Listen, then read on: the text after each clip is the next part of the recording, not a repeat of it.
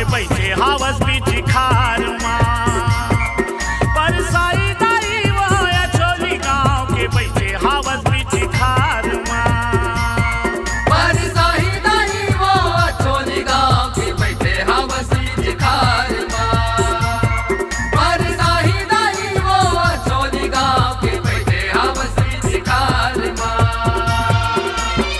मनोकामना पूरा करथन खाली झोली सबके भरथन मनोकामना पूरा करथन खाली झोली सबके भरथस वो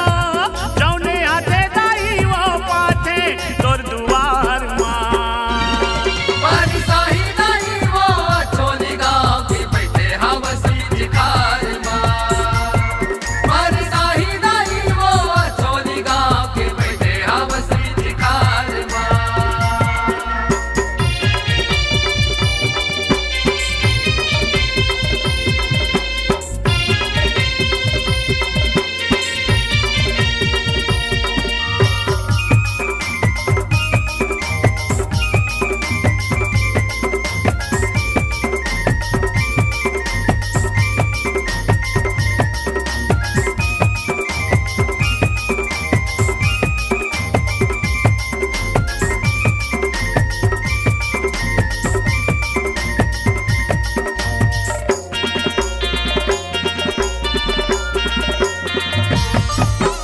चैत महीना जगमग जगमग दिया ना जगमगावे वो दिया ना जगमगावे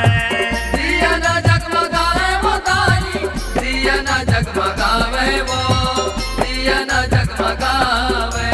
दाई परसाई तोहर दरस पर दुनिया भर के आवे वो दुनिया भर के आवे